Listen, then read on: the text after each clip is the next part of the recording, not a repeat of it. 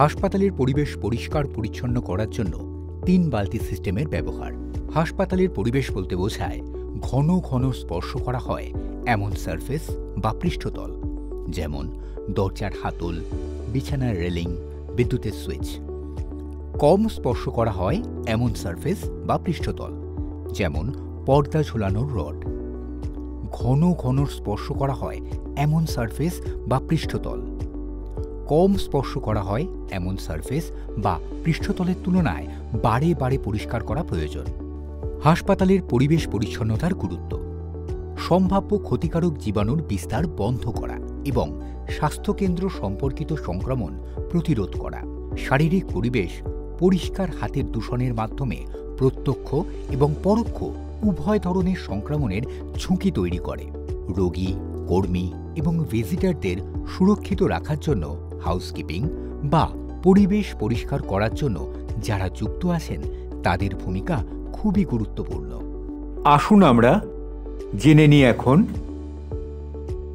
Hospital বা স্বাস্থ্যকেন্দ্রে যেখানে বেশি সংক্রমণ থাকে সেই জায়গাগুলো পরিষ্কার করতে কি কি লাগে এবং আমরা কিভাবে সেখানে পরিষ্কার রাখব এবং করব।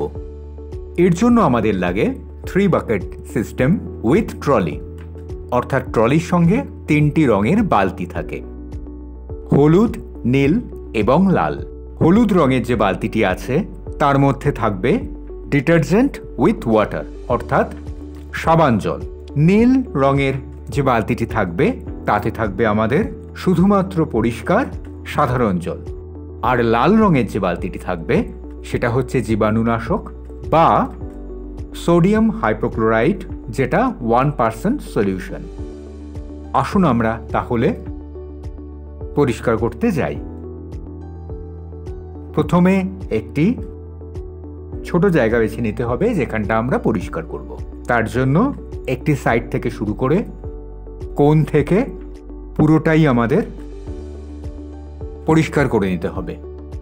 তারপরে ওপরের দিক থেকে, অর্থাৎ ভিতরের দিক থেকে যেটা বাইরের দিক, সেটা এইভাবে সমস্ত ময়লা নিয়ে পরিষ্কার করে নিতে হবে।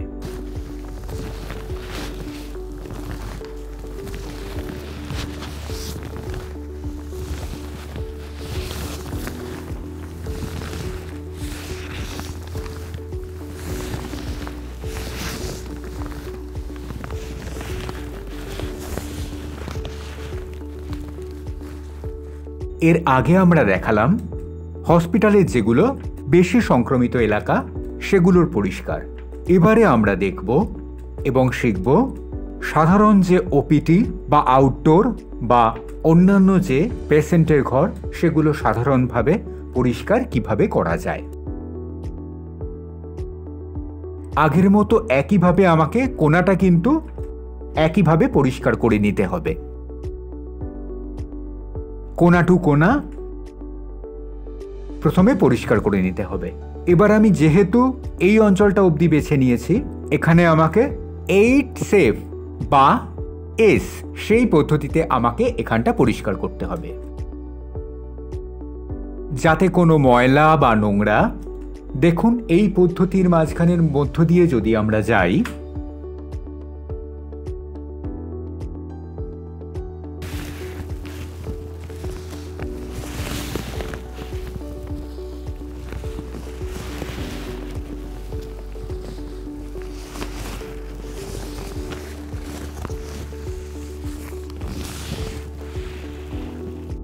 প্রথমবারে আমরা সার্ফ জলে পরিষ্কার করেছিলাম।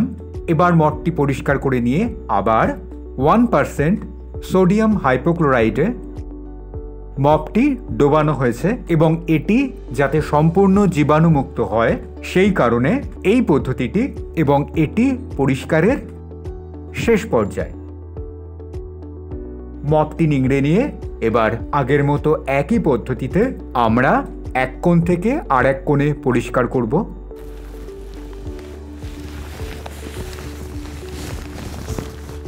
এবং একইভাবে সামনের দিক থেকে পিছন দিকে, অর্থাৎ বাইরের দিকে, অর্থাৎ ভিতরের দিক থেকে বাইরের দিকে ময়লা একইভাবে টেনে নিয়ে এসে সম্পূর্ণ জীবাণুমুক্ত করব।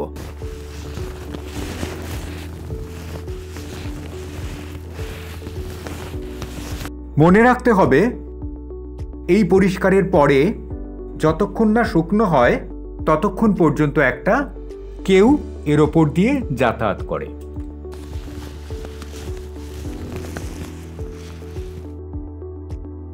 হাসপাতাল পরিষ্কার করার সরঞ্জাম যেমন মপ ব্যবহারের পর পরিষ্কার ও জীবাণুমুক্ত করার পদ্ধতি। ব্যবহার করা সমস্ত ভেজা মপ বা মোছার সরঞ্জাম, বালতি এবং ট্রলিগুলি অন্ততপক্ষে একবার দিনের শেষে সাবান ও জল দিয়ে ধুয়ে নিতে হবে। মপ বা মোছার সরঞ্জামগুলি 70 থেকে 80 ডিগ্রি সেন্টিগ্রেড গরম জলে পরিষ্কার করে নিতে হবে, অথবা পরিষ্কার জলে 0.5% ব্লিচিং পাউডার বা জীবাণুনাশক দিয়ে তার মধ্যে 30 মিনিট ভিজিয়ে রাখতে হবে। রাসায়নিক পদার্থ বের করার জন্য ডিটারজেন্ট ও জল দিয়ে ধুয়ে ফেলুন। মপ বা মোছার সরঞ্জাম বা বালতি বা ট্রলি যদি সারাদিনে বিভিন্ন সময় পরিষ্কার করার জন্য ব্যবহার করা হয়ে থাকে, তাহলে প্রতিবারই পরিষ্কার করার কাজটি শুরু করার আগে এগুলি ধুয়ে নিতে হবে ও জীবাণুমুক্তকরণ করে নিতে হবে, যেমন সকাল, দুপুর ও বিকেলের সময়।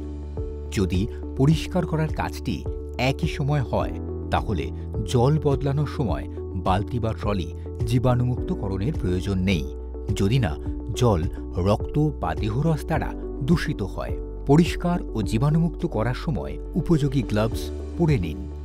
চোখে দেখা যাচ্ছে এমন ময়লাগুলি সরানো হয়েছে কিনা নিশ্চিত করুন। পরবর্তী ব্যবহারের আগে মপ বা মোছার সরঞ্জাম, বালতি এবং পরিষ্কার করার ট্রলি বাতাস চলাচল করে এমন স্থানে শুকনো করে নিন। ব্যবহার করার আগে ধুলোযুক্ত মপ বা মোছার সরঞ্জামগুলি থেকে সমস্ত ধুলো বের করে দেওয়ার জন্য ভালো করে ঝেড়ে নিন।